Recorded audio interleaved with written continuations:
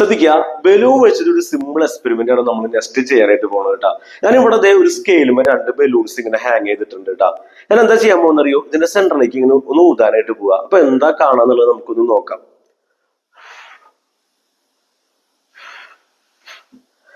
അങ്ങനെ ഊതുമ്പോ കണ്ട കാഴ്ച എന്താ, ഈ 2 ബലൂൺസും അട്രാക്ട് ചെയ്യണത് കണ്ടേ. എന്താ ഇതിന്റെ പിന്നിലത്തെ പ്രവർത്തന തത്വം? അതിന്റെ പിന്നിലത്തെ പ്രവർത്തന തത്വമാണ് ബെർണോളിസ് പ്രിൻസിപ്പിൾ. ഈ ബെർണോളിസ് പ്രിൻസിപ്പിൾ വെച്ചിട്ട് നമുക്ക് പ്രൂവ് ചെയ്യാനായിട്ട് പറ്റേ pressure is inversely proportional to velocity. എന്താ എന്റെ അർത്ഥം? വെലോസിറ്റി കൂടി കഴിഞ്ഞു കഴിഞ്ഞാൽ പ്രഷർ കുറയുന്ന എന്റെ അർത്ഥം. അപ്പൊ ആ 2 ബലൂൺസ് ഞാൻ ഇവിടെ കാണിച്ചിരിക്കുന്നത്, one is green and another one is blue. ഇതിന്റെ സെന്ററിലേക്ക് ഞാനൊന്ന് ഊതുമ്പോ ഇവിടുത്തെ എയറിന്റെ വെലോസിറ്റി ഇൻക്രീസ് ചെയ്യും. എയറിന്റെ വെലോസിറ്റി ഇൻക്രീസ് ചെയ്ത് കഴിഞ്ഞാൽ ബെർണോളിസ് തിയറം പ്രകാരം അവിടുത്തെ പ്രഷർ കുറയും.